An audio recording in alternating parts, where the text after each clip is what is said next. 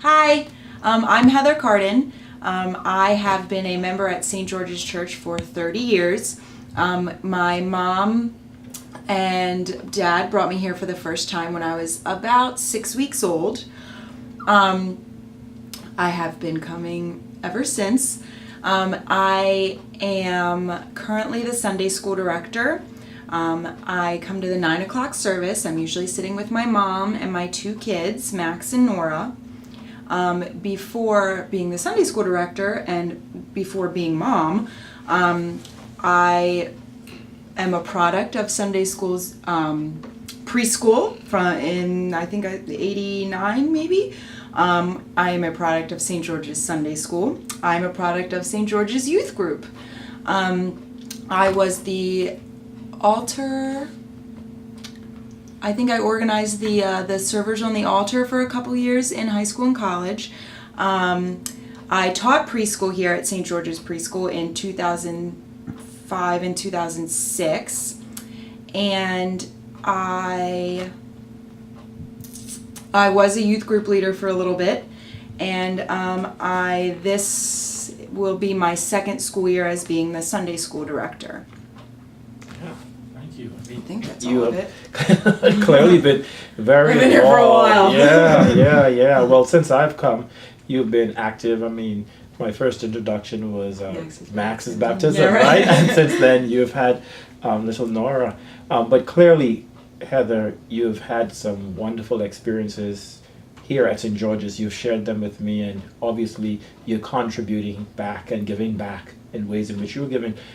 It sounds like this has been a very meaningful experience for you. And I wonder if you could share a little about what St. George's means to you and how this experience has really impacted you. Emotionally, spiritually, however. As personally. a Sunday school director? Just personally. Okay, so I think one of the more interesting parts about this for me is that this has always been like a home for me. Like literally I've spent so much of my life, so many hours that I've been alive in this building. I've seen the building change. I've seen people come and go. I still remember the day that Norm Durham hugged me and squeezed me super hard when I graduated high school, and until the last day I saw him told me that my senior picture hung on his wall. This has just always been my family. And when I grew up without grandparents, so when I would hear friends or see friends doing things with their grandparents and telling them things, I kind of almost associated this and the people in this building with that part that I was missing.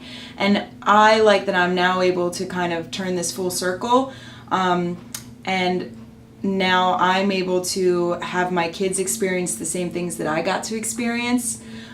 They go to Sunday school, they make friends here at church. Nora's usually screaming for more communion bread, and Max is playing with Scott in a pew somewhere. But I think to me, this building and the people inside of it are more like my family and my home than coming to church for a specific purpose. Like I feel like I belong here, and I feel like my family belongs here. Wow, yeah, that is meaningful indeed. And of course, now you're serving as Sunday school director, and you add to the wonderful legacy that has been created, and you bring vivaciousness and energy and exuberance, all of that good stuff, and leadership. I wonder if you could share a little about what makes Sunday school so vital to this congregation, to our growth here at St. George's. What makes Sunday school so important? So I want to start off by saying that I am very fortunate, again, like I said, to be a product of St. George's Sunday School. I think that every person that's come into one of these classrooms, when it started out in the parish hall on the carpet, and then it went down to the basement and we painted it, and now we have our own wing, our own educational wing. Everyone that's volunteered any amount of time, whether it was consistent on Sundays or substituting when they could, everyone had the same meaningful purpose, that we're here to teach these little guys why it's so important to come every Sunday, why this is a trusting building for them, and why what God is teaching us is so important for them. Not only on Sundays, on Sunday mornings, but making those connections for real life. So for me, Sunday school has always been important. My mom was the Sunday school director for, she probably wouldn't like it if I told you how long. My mom was a Sunday school director for a long time, and I got to watch her show me how important it is to have those expectations. And then I got to watch Jean Dixon take over, which, again, what a meaningful way to learn how to do something correctly. She's amazing at, being a teacher, a Sunday school leader, and a mom. And now here I am, and I'm trying to do things in a new way to try to make the kids more excited on Sunday mornings. Just little things like last year we decorated our door, and this year each class is going to come up with a class motto for what they want to learn. On the first day of Sunday school, just this past Sunday, I sat with I think there were 6 friends, 5 kindergartners and 1 pre-Ker, and we went through a list of what they want to learn in Sunday school this year. And I emphasized what they wanted to learn. What do you want to do? That we are here for you.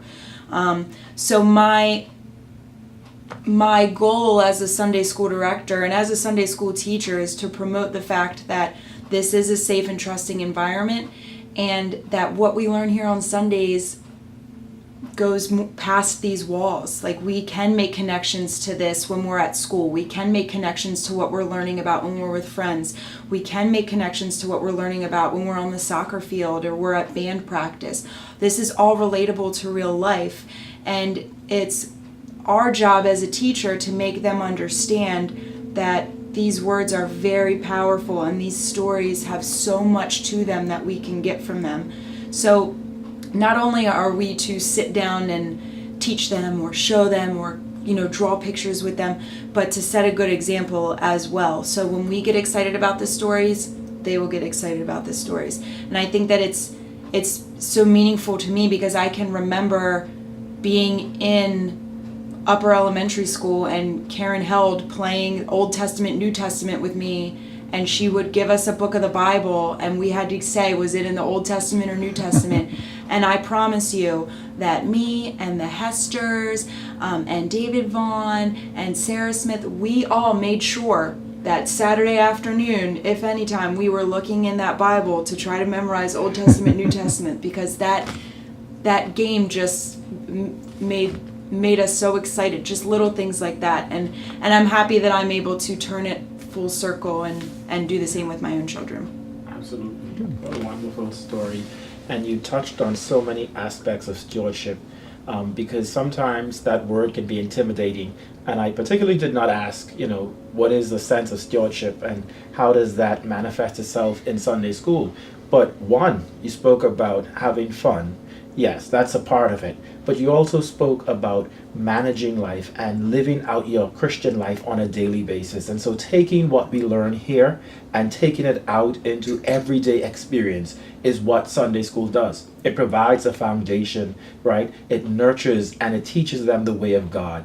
And in many ways, it teaches them how to live and values and standards and how these are so relevant for them in everyday life. Indeed, in times like these. And so, that's a beautiful summation of what Christian stewardship is all about from the Sunday school perspective. With all of this experience that you've had, with all of this richness that you have gained and that you have given to the church, if there is one thing that you would want people to know about St. George's as we embark on this stewardship awareness month, what might you want to say? The one word that popped into my head first as you were asking that question was the word family.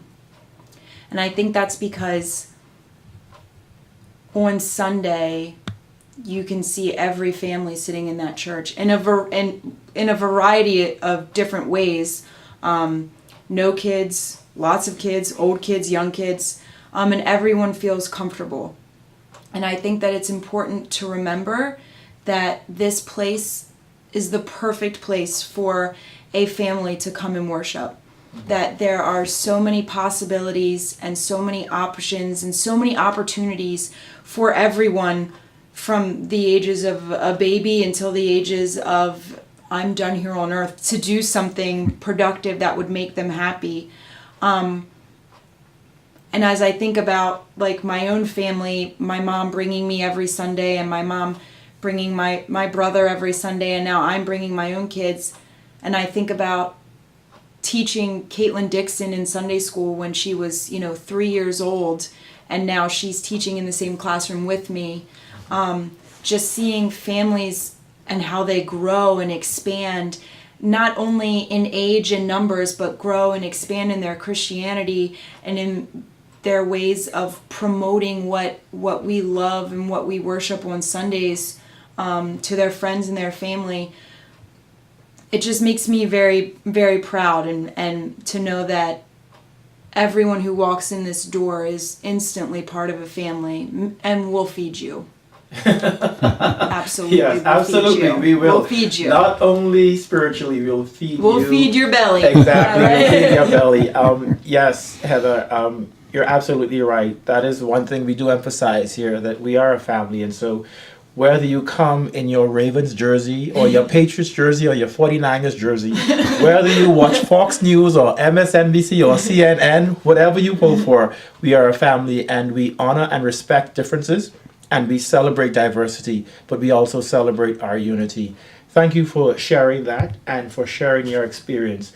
You have done a wonderful job this far, and we look forward to many years of contribution from you. And one day, little Nora will take your place, hopefully, and Matt will be the people's warden. Who knows? He's already started with the pews, And so we look forward to that. Thank you, Heather, and you, the Sunday school, and many of the youth programs here. We honor you and we appreciate you. God bless you. Thank you.